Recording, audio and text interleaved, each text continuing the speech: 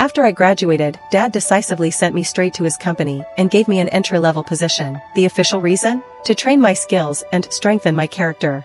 While I kept complaining, deep down, I secretly looked forward to gaining independence. However, on my very first day, I overheard colleagues whispering, "I heard Mr. Yarn's daughter is among this batch of interns. The CEO is so inconsiderate. He could have at least let his daughter start as a manager." I was surprised. Who could have leaked this information?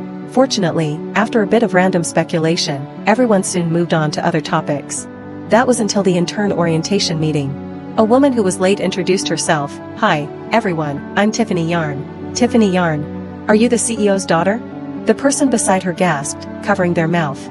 The entire meeting room burst into excitement. After all, Tiffany was dressed head to toe in designer brands, even sporting Cartier's latest Ballon Bleu watch. She had the unmistakable look of a wealthy heiress. Tiffany lowered her head with a small smile and replied evasively, "My father has always taught me to be humble. My joining the company is really just to fulfill his wish." You can just tell she was born with a silver spoon. That demeanor is unmatched. "Tiffany, don't forget us colleagues when your internship ends." I was so shocked that I couldn't find the words to speak. Weren't I supposed to be my dad's only daughter? Since when did he have another one? That said, the misunderstanding was understandable. I had taken my mom's last name, Thornton, while Tiffany was the only intern in our batch with the last name Yarn. Naturally, she became the center of everyone's admiration. I watched her beam under the attention, but chose not to expose her, at least not yet. The room only began to settle down when Gareth Jackson, the department manager, walked in.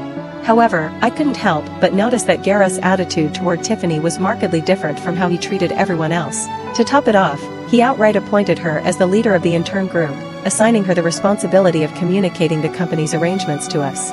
I couldn't stand this blatant favoritism. So, I stood up and suggested, "I think it'd be fairer to let everyone vote on this." "We don't have time for votes," Gareth replied. "Tiffany's resume is the most impressive among you. It's only fitting that she takes the lead." His words were so absurd that they nearly made me laugh. Just last night, Dad told me, "Among this batch of interns, your resume stands out the most. I believe you'll shine brightly." Faced with the manager's blatant lies, I didn't bother to argue publicly, just like I didn't rush to expose Tiffany's fake heiress act. Some lies were better left to unravel at the most dramatic moment.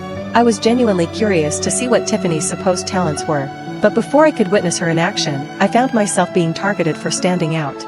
A stack of files, almost half my height, landed on my desk. Brimming with arrogance, Tiffany instructed me, "All of these need to be sorted into electronic files in chronological order. Email them to me by tomorrow morning." Before leaving, she turned back and added, "Oh, and make me a coffee." I was stunned by how downright commanding her tone was. "Can't you make it yourself?" I asked. Not even my dad had had the honor of me making him coffee. "It's just a small favor. Why make such a fuss over it? We're all colleagues." Fiona Zine chimed in annoyance. "Yeah, it's just a cup of coffee, no big deal," another voice echoed, as if I were the unreasonable one. I shoved the mug into Fiona's palms. "Well, since it's no big deal, you can do it." She should serve Tiffany, since she was so eager to do so. Fiona's face immediately darkened. "Yvonne, what's your problem? Are you trying to stir up trouble on your first day?" "I'm at fault." Tiffany stepped in before I could respond. "I shouldn't have asked Yvonne to grab a coffee for me. Please don't let this affect our harmony," she pleaded, acting like the victim. I wasn't upset about making coffee, per se. I just couldn't stand her condescending tone. Fiona fanned herself with her hand and glared at me. "How did you even get into this company when you can't even do a simple task like this?" "I didn't come here to fetch drinks for others," I shot back, unable to hold it in. "You, how about this?" Tiffany mentioned, "I'll treat everyone to afternoon tea to make up for it. Let's all get back to work now." Then, she turned to me and coaxed me sweetly, "Yvonne, please don't be mad at me, okay?" Her saccharine tone made me sick. So, I shook off her hand and stormed off.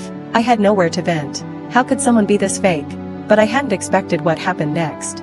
When I returned from the rooftop, I accidentally stumbled upon Tiffany and Gareth in a compromising situation in the stairwell.